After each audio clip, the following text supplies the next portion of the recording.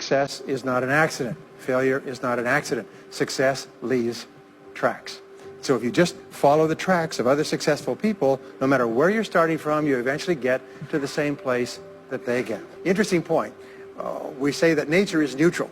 In other words, nature doesn't care who you are. It doesn't care if you're tall or short or male or female or black or white, educated or uneducated. Nature doesn't care. All that nature cares is that you do what successful people do. It's like making a recipe. Nature doesn't care if you follow a recipe. If you follow the recipe exactly, you get the dish. Nature doesn't care who's doing it. And that's the wonderful thing about our society. It's basically like justice. It's blind, is nature doesn't care. In fact, there are a lot of people who are not as smart and not as talented as you who are doing vastly better than you, not because they're better, but because they're just following proven success methods. There's nothing that will make you madder than to see somebody who's dumber than you, who's making more money than you, right? Have you had that experience? So what we do is we use proven success methods. We just find out what they are, and we do them over and over again. Quick point, nothing works the first time, okay? Please understand that. Nothing works the first time. What is the average number of times that a person tries with a new goal before they give up? Can you guess? Well, the average is less than one, because most people give up before they try even once. They say, that's a great goal. I'd love to be financially independent. And then they give up. They don't even try. They say, but I couldn't because of this and because of that and so on. And then they move away to a wonderful place called Someday I'll. You ever heard of Someday I'll? Someday I'll start saving money. Someday I'll get out of debt. Someday I'll lose weight. Someday I'll start a business. Someday I'll get serious about my finances. And most people live on Someday I'll. Your job and my job is to vote yourself off the island, right?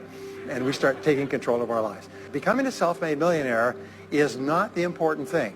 What is really important is the person you have to become a self-made millionaire. You have to become a totally different human being.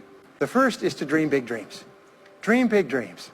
Practice what is called back from the future thinking and project forward. Develop a vision of yourself as happy, healthy, wealthy, thin. Practice what top people practice, which is what is called idealization. You project forward several years and you imagine that your life is perfect in every way. Imagine that you have no limitations. Imagine that you have all the time and all the money and all the friends and all the contacts and all the education, all the experience, and that you could be or have or do anything you want in life.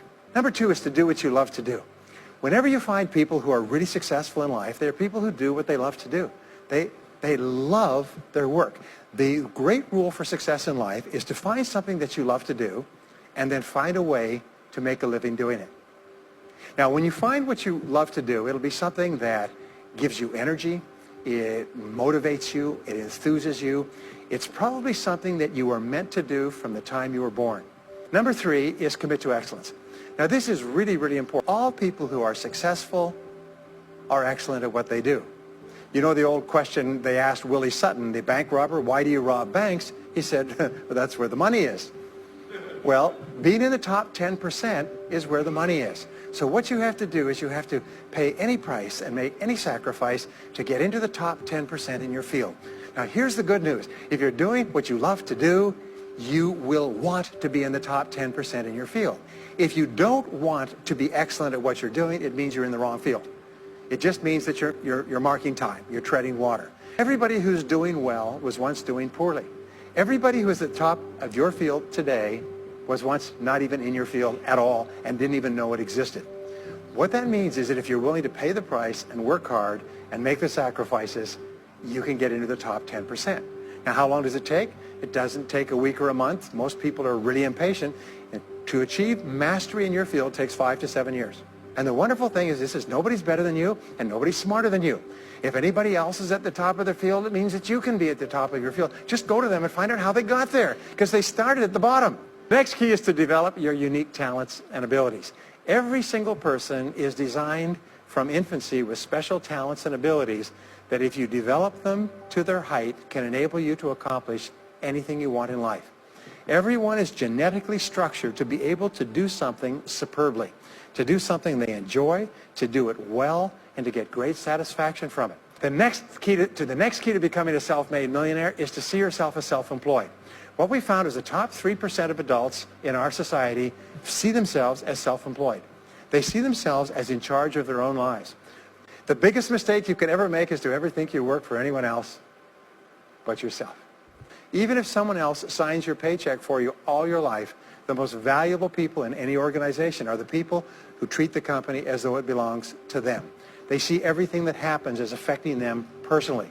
They're not the 9-to-5ers, the no-hopers. The next key to becoming a self-made millionaire is to develop a clear sense of direction.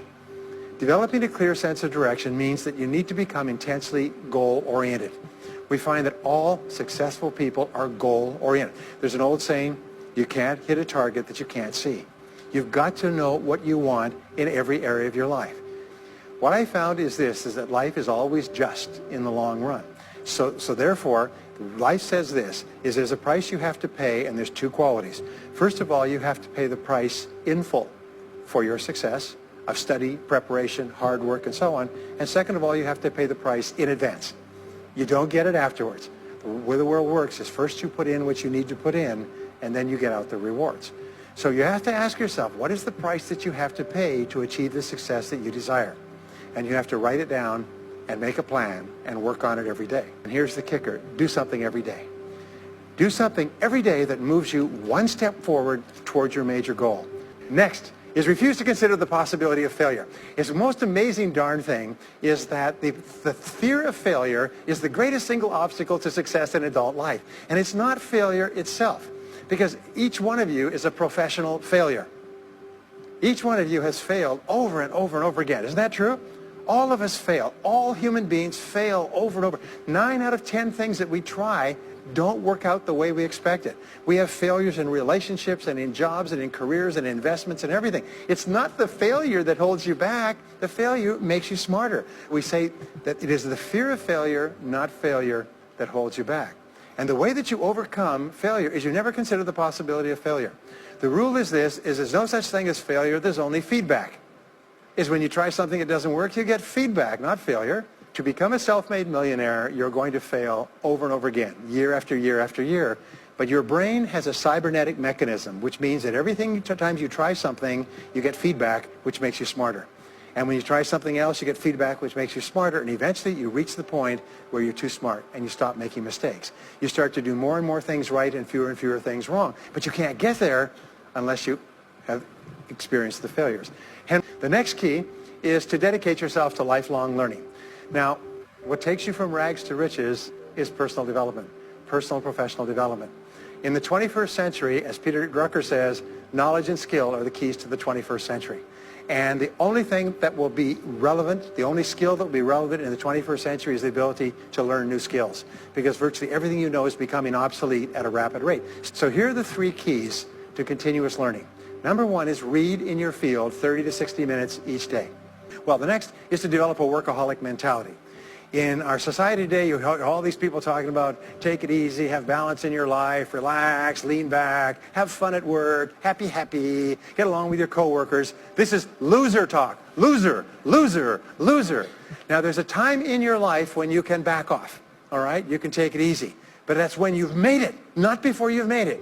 Because before you've made it, you're in a competition with hundreds of thousands of millions of other people like at the Olympics who also want to make it. And in order for you to win, you are going to have to work harder and work better and work smarter than they do. So the rule is to develop a workaholic mentality. What does this mean? It means that you start a little earlier, you work a little harder, and you stay a little later. Next key is to get around the right people.